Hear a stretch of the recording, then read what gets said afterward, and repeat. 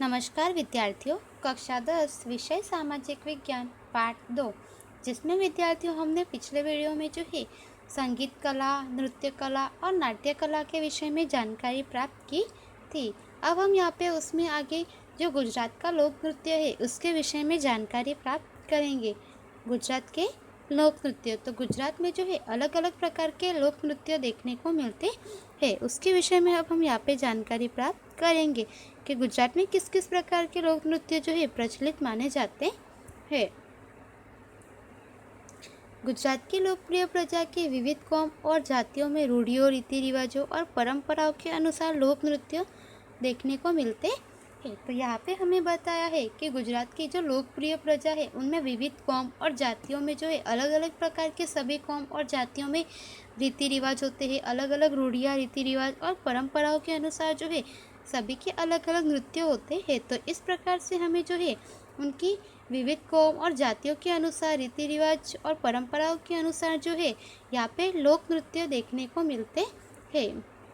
ऐसे लोक नृत्यों में आदिवासी लोक नृत्य, गरबा, रास तथा अन्य लोक नृत्य गिनाए जा सकते हैं। त्योहारों, विवाह प्रसंगों, मेला वगैरह के समय ऐसे नृत्य देखने को मिलते हैं।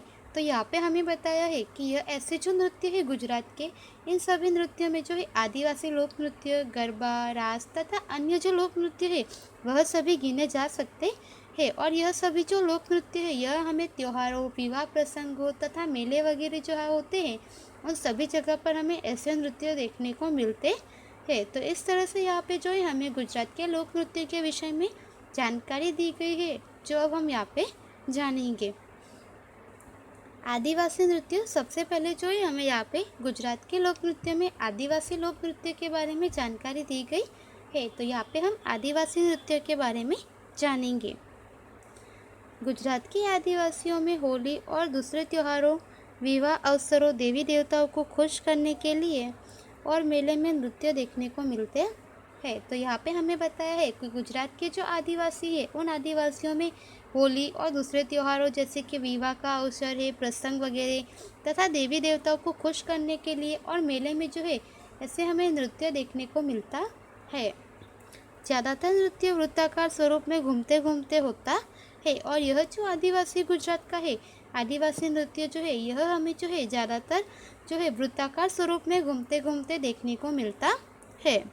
ढोल और रूढ़िगत मंजीरा, थाली, तुरही, तंबूरा आदि वाद्य यंत्रों के साथ स्थानीय बोली में गाने के साथ यह नृत्य होता है। तो यहाँ पे हमें बताया है कि यह जो नृत्य है यह मुख्य रूप से जो है वृत्ताकार स्वरूप में घूमते घूमते होता है तथा ढोल और रूढ़िगत जो मंजीरा होता है, थाली होती है, तुरही, तंबूरा आदि यह जो साधन है इन सभी के साथ तथा वाद्य यंत्रों के साथ जो स्थानीय बोली है वहाँ पे बोली जाने वाली उन स्थानीय बोली में गाने के साथ जो है वहाँ के स्थानीय बोली के जो गाने हैं उनके साथ यह नृत्य होता है।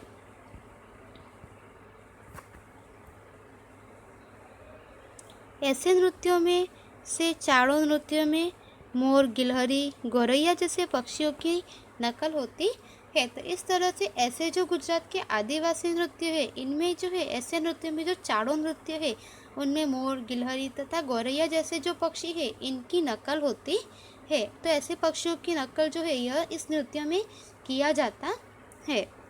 डांग में भी ऐसा मालिनो चाड़ो तथा ठाकिया चाड़ो नृत्य देखने को मिलता है। जबकि भील और कोली जातियों में श्रमहारी टिप्पणी नृत्यों में मोटी लकड़ी के बीच लकड़ी के नीचे लकड़ी का टुकड़ा जड़ करके जमीन के ऊपर टकराकर ताल द्वारा समूह नृत्य किया जाता है। तो इस तरह से यहाँ पे हमें बताया गया है कि चारों नृत्यों में जो गिलहरी, गौरैया जैसे पक्षियों की नकल होती है वहीं पे डांग में भी ऐसे मालिनो चाड़ो तथा ठाकिया चाड़ो जो है वह नृत्य देखने को मिलता है। तथा भील और कोली जातियों जो है वहाँ पे श्रमहारी टिप्पणी नृत्य में मोटी लकड़ी के नीचे जो है लकड़ी का टुकड़ा जड़ करके जमीन के ऊपर टकराकर जो है ताल द्वारा समूह में नृत्य किया जाता है। तो इस प्रकार से यहाँ पे जो है हमें आदिवासी नृत्य के बारे में जानकारी दी गई है कि आदिवासी नृत्य जो है वह किस प्रकार का होता है। तो यहाँ पे जो विद्यार्थी यह चित्र दिया गया है यहाँ पे इस चित्र में आपको आदिवासी नृत्य के विषय में जो है चित्र बताया गया है कि आदिवासी नृत्य जो है वह किस प्रकार का होता है। गरबा। गरबा शब्द गर्भदीप के ऊपर से बना है। छिद्रों वाले मिट्टी के घड़े में दीपक प्रज्वलित करके रखना और फिर उसके चारों ओर या उसके सिरे पर रखकर वृत्ताकार नृत्य करना ही गरबा है। तो यहाँ पे हमें बताया है कि गरबा शब्द जो है वह गर्भदीप के ऊपर से बना हुआ शब्द है। गर्भदीप यानी गरबा शब्द जो है वह बनता है। और छिद्र वाले जो मिट्टी के घड़े हैं उनमें दीपक प्रज्वलित करके रखना, फिर उसके चारों ओर या उसके सिरे पर जो है उसे सिरे पर रखकर वृत्ताकार नृत्य करना ही गरबा है। तो यहाँ पे हम जो है विद्यार्थी बताया गया है कि गरबा क्या है। तो नवरात्रि वगैरह में जो है इस प्रकार का हमें गरबा देखने को मिलता है, जो कि यह मिट्टी का बना होता है और इसके जो है इसमें छिद्र होते हैं। तो इस तरह से छिद्र वाले जो मिट्टी का घड़ा है उसमें दीपक प्रज्वलित किया जाता है तथा उसे बीच में रखकर जो है चारों तरफ वृत्ताकार नृत्य होता है और उसे ही गरबा कहते हैं। समग्र गुजरात राज्य में नवरात्रि अश्विनी सुदी एकम से अश्विनी नवमी कहीं पर सुदी दशम या शरद पूनम दौरान गरबा खेला जाता है। तो यहाँ पे हमें बताया है कि जो समग्र गुजरात है वह उस राज्य में जो हमारे गुजरात राज्य में नवरात्रि है वह अश्विन महीने की सुद एकम जो है वहाँ से लेकर नवमी के जब है तो उस तिथि तक या कहीं पर दशम या फिर पूर्णिमा तक जो है पूनम तक यहाँ पे इस दौरान जो है इस समय दौरान में यहाँ पे गरबा खेला जाता है। आद्य शक्ति माँ जगदम्बा की पूजा और आराधना के इस पवित्र पर्व के अवसर पर गुजराती स्त्रियाँ माताजी का गरबा गाती है। सामान्य रूप से चौक या मैदान के बीच में माताजी की मांडवी बहुत सारे दिए रखने के लिए बनाई गई दीवट जैसी रचना होती है। तो यहाँ पे हमें बताया है कि जो आद्य शक्ति माँ जगदम्बा है उनकी पूजा और आराधना के इस पवित्र पर्व पर जो है इस अवसर पर गुजराती स्त्रियाँ जो है माताजी का गरबा गाती है और सामान्य रूप से चौक या मैदान के बीच में जो है माताजी की मांडवी, तो मांडवी यानी बहुत सारे दिए रखने के लिए बनाई गई जो दीवट जैसी रचना है उसे मांडवी कहते हैं। तो ऐसी जो है इस प्रकार की व्यवस्था होती है।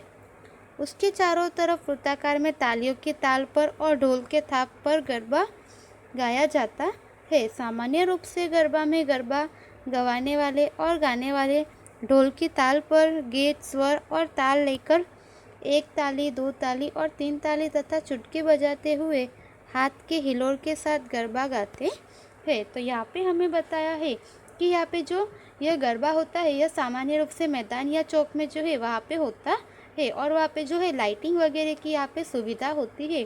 तो उसके चारों तरफ जो है वृत्ताकार में तालियों के ताल पर और जो ढोल होता है तो उस ढोल के थाप पर गरबा गाया जाता है। सामान्य रूप से जो गरबा है उस गरबा में गरबा गवाने वाला और जो गरबा गाने वाले हैं वे लोग ढोल की ताल पर गीत स्वर और ताल लेकर जो है एक ताली, दो ताली, तीन ताली या चुटकी बजाते हुए हाथ के हिलोर जो है उसके साथ गरबा गाते हैं। गुजरात में गरबा के उपरांत गाई जाने वाली गरबी का संबंध अधिकांशतः श्री कृष्ण भक्ति के साथ है। तो यहाँ पे हमें बताया है कि गुजरात में जो गरबा के साथ गरबी गाई जाती है वह जो है अधिकांशतः श्री कृष्ण की भक्ति के साथ जुड़ा हुआ है।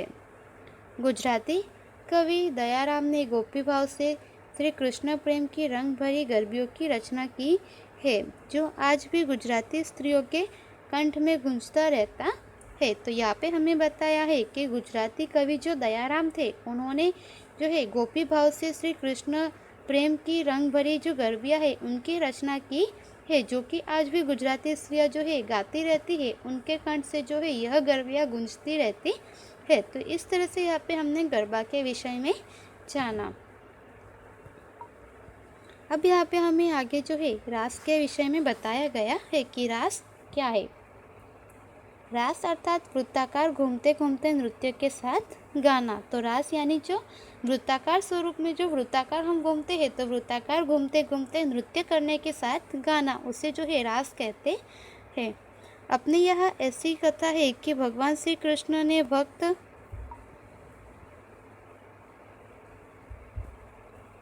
नरसिंह मेहता को रासलीला बताई थी। तो यहाँ पे हमारे गुजरात में जो है ऐसी मान्यता मानी जाती है कि भगवान श्री कृष्ण ने जो उनके भक्त नरसिंह मेहता है उनको रासलीला बताई थी। तो रास अर्थात जो है वृत्ताकार घूमते घूमते नृत्य के साथ गाना। गुजरात में अधिकतर नवरात्रि तथा जन्माष्टमी जैसे त्योहारों में रास खेली जाती है। दांडिया रास यह रास का एक प्रकार है, परंतु गागर या हांडे लेकर रास की जाती है। तो यहाँ पे हमें बताया है कि गुजरात में नवरात्रि तथा जन्माष्टमी जैसे जो त्यौहार होते हैं वहाँ पे रास खेली जाती है। तो दांडिया यह जो है यह रास का एक विशेष प्रकार माना जाता है, परंतु गागर या हांडी लेकर जो है रास की जाती है।